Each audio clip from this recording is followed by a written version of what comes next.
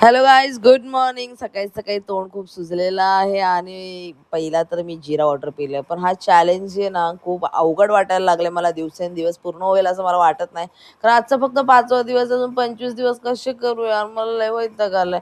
Exercise होत नाही. सकाळी एक तर उठायला होत नाही, तरी पण मी एक्सरसाइज आज खूप जास्त केलेली आहे.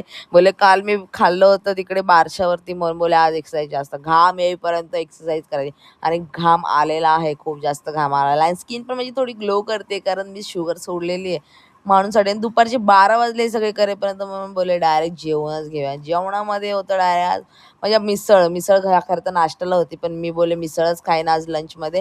आणि पाव खाल्ल्यात, फक्त मी मिसळ खायला. खूप मस्त माझ्या मम्मीची आजची मिसळ एक नंबर. आणि नंतर आम्ही बोललो यार फराळ बनवला पाहिजे. काल सारण तर बनवलं होतं, पण इथे आम्ही रेसिपी बघत बघत करंजी बनवतोय. आणि करंजी साधी करंजी नाही गाईस, पुडाची करंजी बनवते. म्हणजे त्याच्यामध्ये खूप लेयर्स असतात आणि ते आम्ही दोघेच बनवतोय.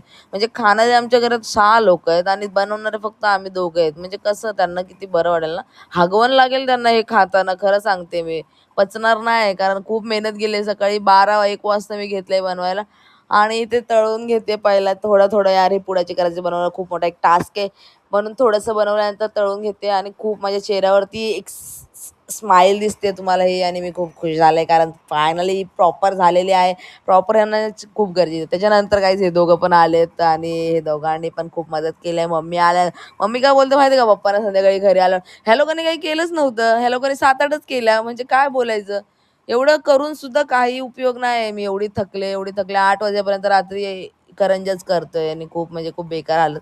मग रात्री मी फक्त जेवणामध्ये हे अंडी खाल्ली होती, कारण मला बाकी काही करायची कॅपॅसिटी राहिली नव्हती आणि मला कोण करून देणार नव्हते गाईज. म्हणूनसाठी मी 2 अंडी खाल्ले आणि दॅट्स इट. आणि नंतर आहे ना पप्पा म्हणजे एवढे शहाणे असते ना, काय बोलायचं. आणि मी डाएटवर आणि ही मिठाई आणली, एवढी मस्त मिठाई, मस्त यार. मला एवढं तोंडाला पाणी येत होतं ना, आणि माझी बहीण माझ्या डोळ्यासमोरच खात होती.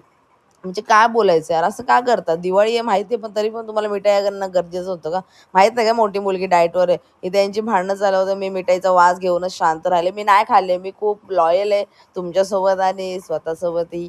तर हे झाल्यानंतर पप्पा मला जरा फोर्स करत होते की खा खा, मी एवढं प्रेमाने आणले. मी म्हणलं नाही जमणार, नाही करणार. आणि गाईज तुम्ही जाता जाता ही रांगोळी बघून जा. माझी छोट्या बहिणीने बनवलंय, खूप मस्त रांगोळी बनवली. मी एक दिवस बनवेन गाईज. बाय गाईज, भेटूया उद्याच्या व्हिडिओमध्ये. बाय.